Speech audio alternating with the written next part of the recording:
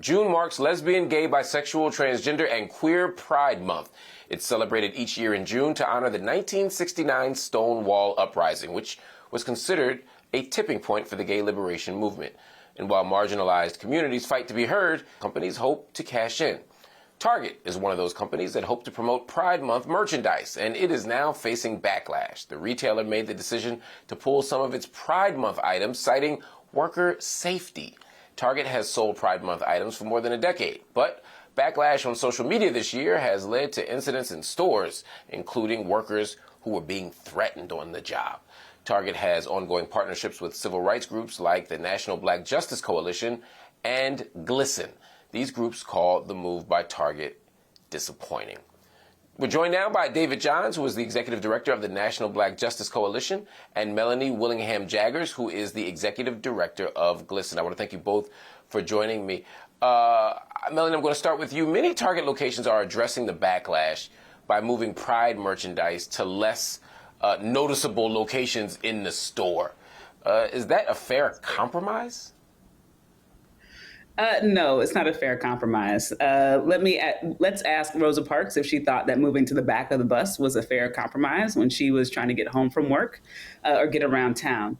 What's so important for our allies who want to celebrate LGBTQ plus people, who want to market to us, who want to make sure that we as customers and consumers can see ourselves, can represent can rep the set, can represent our identity proudly with their merchandise. They need to know that they have to stand with us when it's easy and also when it's difficult. The whole point of allyship is that we have a joint interest and that we stick with each other when things get tough. Now, Target Corporation is a gigantic organization. They've got lots of stores all over the country. I totally understand their concern around worker safety.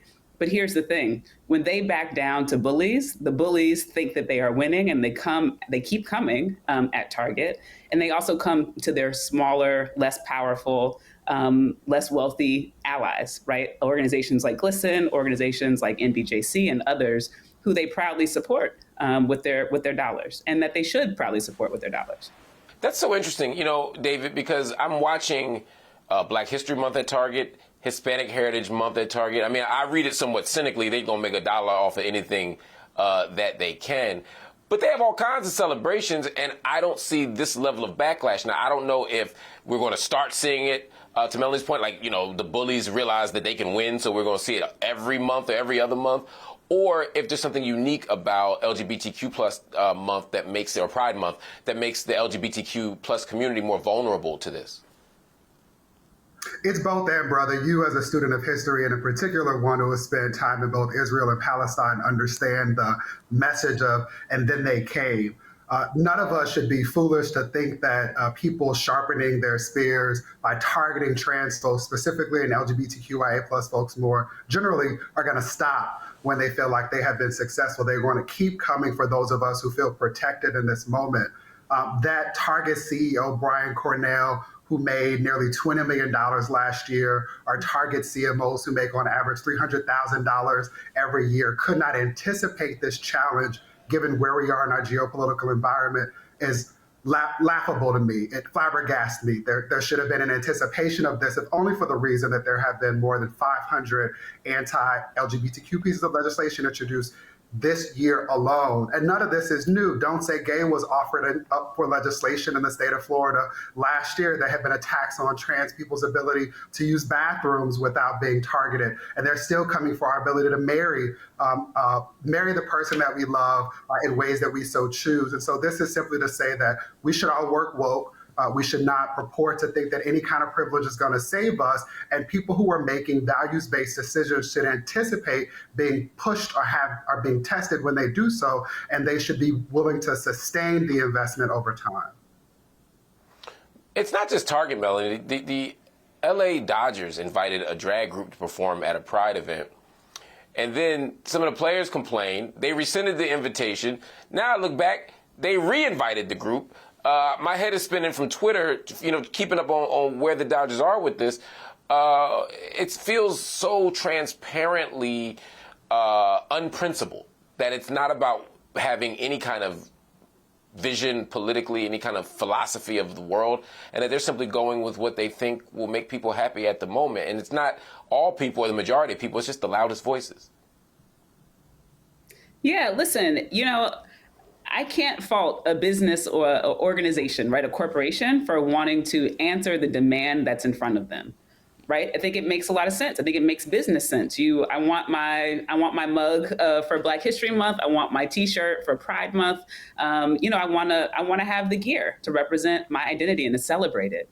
Here's the problem, right? The problem is when extremists are the ones who are bullying corporations and making them back away from their support of minority communities. That's what's dangerous, right? This is not just someone saying, "Oh, we don't want drag queens there because whatever reasonable reason." I can't even think of one as an example. It really is a far right, white supremacist, right, Christian nationalist set of our country that is seeking to hold our democracy hostage. And the problem comes when these far right extremists can hold corporations hostage by threatening them and having these corporations respond by backing away from the vulnerable communities that they stepped up to support in the first place. That's the problem, right? What we know at GLSEN is that over 80% of LGBTQ plus kids face harassment and assault when they go to school. GLSEN exists, right? Our work is to make sure that every classroom, every hallway, every school community is safe and affirming so that no kid gets pushed out. That's what we do. Right. So when you come for Target because they support GLSEN, then let's ask ourselves what you're really against. I think that's the right question. David, we got to run in a second, but I wanted to just get your quick word on this. Beyond merchandise, beyond social media posts, if companies are really serious about inclusivity, what kind of stuff could they be doing? They make long-term investments in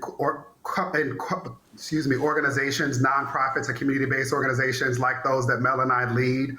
They make investments internally to ensure that the diversity that exists in the country is reflected throughout their corporation, especially in leadership. They engage in conversations, not just during Pride Month, where rainbow washing is most likely to take place, but all year long. And they sustain these investments, anticipating that they are going to be challenged, knowing that not only is it the right thing to do, that it strengthens democracy, but that it will improve their bottom line. There's a lot of data that says when companies make values-based decisions and investments and they stick to them, there's increased employee morale, the bottom line increases, and everybody wins. And so my hope is that leaders will lead and will confront cowards and bigots to ensure that one day soon we can all be free. One day we can all be free. That involves investment, support, and not one that is tied to dollars and profit margins, not one that's a political thermometer where you just check the temperature of people and figure out, what's popular and what's hot in the streets at a given moment, but something that's substantive, that's grounded in a common understanding of our humanity and a belief that we all deserve, what KSA laymen say, good love, healthy choices, and second chances. Everybody deserves that. We're going to create a world for that, and that's not going to be based on capitalism. David Johns, Melanie Willingham Jaggers, I want to thank you for joining me. I want to make sure y'all support their organizations. I'm sure they need some donations, too. And be sure to head to thegrill.com for much more of our Pride Month coverage. The data shows this topic takes a toll on the mental health of LGBTQ youth. The National Black Justice Coalition has partnered with the Boris K. Henson Foundation to provide free mental health support. To apply, visit borislhensonfoundation.org, or you can also text 988 to reach someone who can help you.